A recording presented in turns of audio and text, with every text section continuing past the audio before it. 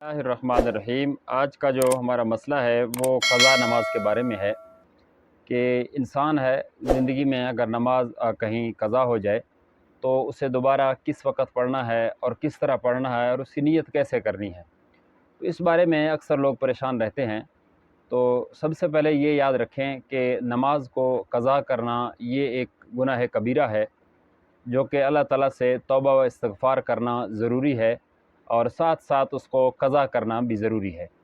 बाकी रही ये बात कि उसे कैसे क़ज़ा करें। अगर फ़जर की नमाज़ किसी से रह गई, वो सो गया, इसी तरह ज़ोहर की नमाज़ क़ज़ा हो गई, असर की या कोई भी नमाज़ हो, तो उसे आप दोबारा कैसे क़ज़ा करेंगे, दोबारा कैसे पढ़ेंगे और नीयत किस तरह करेंगे, ये वो सवाल है जिसका आज हम इस मुख्तसर वीडियो क्लिप में जवाब दे रहे हैं।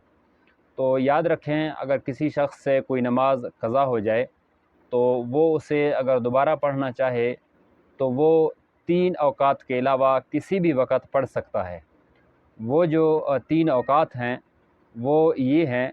सबसे पहले जो तुलू का वक़्त है, ऐन तुलू, यानी जिस वक़्त सूरज बिल्कुल तुलू हो रहा हो, तो उस वक़्त क़ज़ा नमाज को पढ़ना या किसी भी नमाज को पढ़ना ये मकरूह है, नहीं पढ़ना है।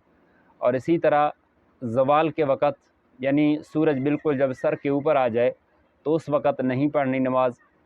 जैसे कि आजकल तकरीबन कोई 12:24 25 मिनट पे ज़वाल का वक़्त है, तो इन 10 मिनटों में क़ज़ा नमाज नहीं पढ़नी।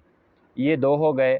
और तीसरे नंबर पे ऐन गुरूब के वक़्त, यानी जब सूरज गुरूब हो रहा हो, मगरिब की अज़ानें बिल्कुल मुत्तसिल हों, मगरिब की अज़ानें बिल्कुल करीब हों, तो उस वक़्त भी क़ज़ा नमाज नहीं पढ़नी। तो ये वो 3 औक़ात थे कि इन औक़ात में क़ज़ा नमाज आप नहीं पढ़ सकते। वैसे उमूमन मसला ये है कि फ़जर की नमाज के बाद, यानी फ़र्ज़ों के बाद सूरज तुलू होने यानी इशराक़ के वक़्त तक, इसी तरह असर से लेकर मगरिब की नमाज तक, इस दौरान किसी नफ़िल को पढ़ना या कोई और नमाज़ पढ़ना दुरुस्त नहीं है। लेकिन उलमा कराम ने लिखा है कि कोई अगर क़ज़ा नमाज पढ़ना चाहता है इन औक़ात में, यानी फ़जर की नमाज के बाद से लेकर सूरज तुलू होने तक, तो इस दौरान क़ज़ा नमाज पढ़ी जा सकती है।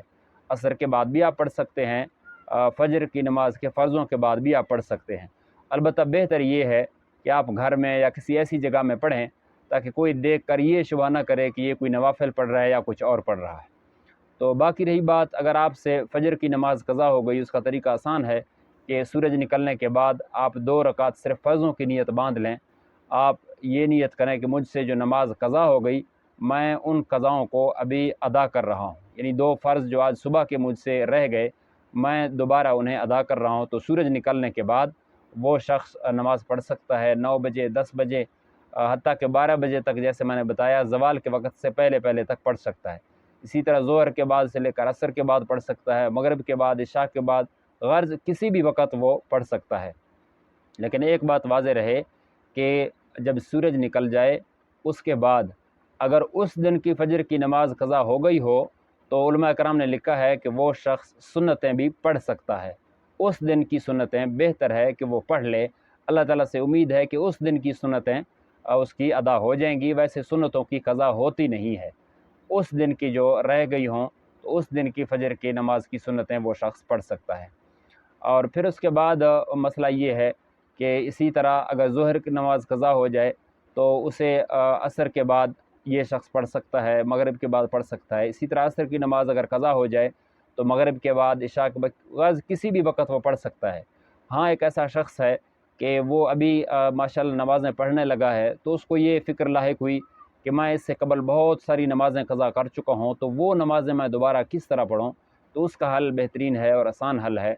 सबसे जो बेहतरीन हल उलमा कराम ने किताबों में लिखा है कि बेहतरीन हल ये है कि आप अगर ज़ोहर की नमाज़ पढ़ लें, उसके बाद 4 रकात अपने क़ज़ा नमाज़ों की भी अदा कर लें।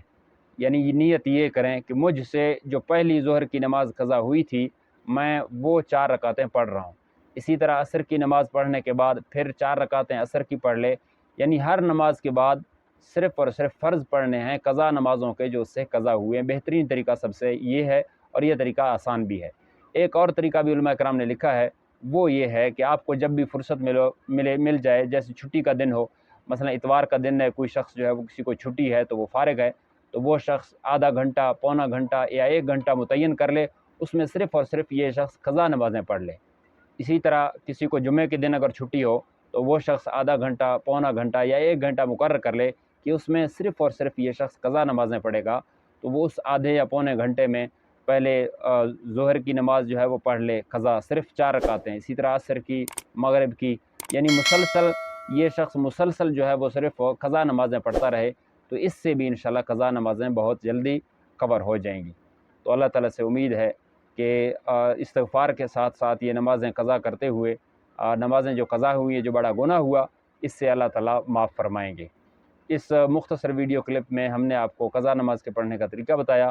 اگر آپ کو ویڈیو اچھی لگے تو ہمارے چینل کو سبسکرائب کرنا بالکل نہ بھولیں۔